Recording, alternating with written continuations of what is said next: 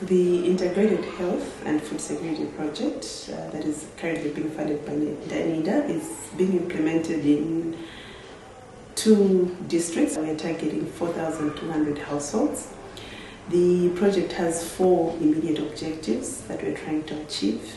First of all is in improving household food security, and in that we aim at improving agricultural production through different farming technologies. The second immediate objective as health and nutrition, and under nutrition we are trying to promote improved food utilization. We have a sanitation component. We are providing safe drinking water through the establishment of water points, boreholes, shallow wells, spring protection, but at the same time also improving hygiene and sanitation. And the last immediate objective is capacity building, which sort of embraces all those other 3 components. And we're trying to strengthen the groups that we are working with to make sure that they sustain the activities even after the project interventions, but also just to make sure that we link them to existing community structures, especially the decentralization structure, the government decentralization structure. I would say that there's quite a lot of hope for Malawi, and there's a lot of room for growth and development.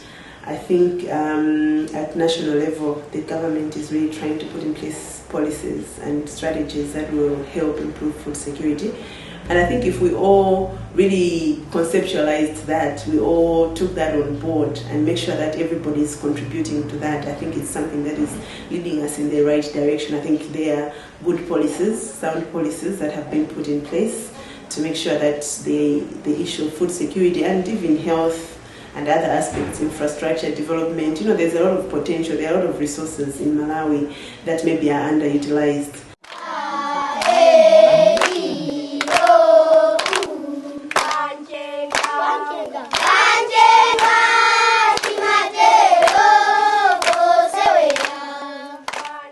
We have 5 thematic areas. The first one is the HIV/AIDS and STIs prevention and behavioral change. The second one is that one which deals with supporting of the vulnerable households and the vulnerable people. So we are talking of home-based care.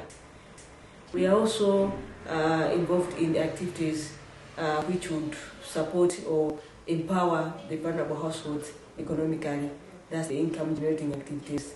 The other area is whereby we want the vulnerable people to know their human rights. And then finally, we are also involved in food security activities. Main areas maybe which I would say NEFAB is working, the prevention of the further transmission of the infection, and also just to assist those vulnerable households who've been infected or affected in one way or another to live positively with the situation which they have. We are targeting about 560,000 people. Chronically ill, the people living with HIV/AIDS, orphans, the youth out of school, the children. But if it's countrywide, because Tukuferanji and Let's Talk is covering the country, the whole country, then we are talking of more than 5 million people. And this is what we are doing, advocating for change to our communities. So with advocacy at optimum level, there is hope. People will know and people will eventually change.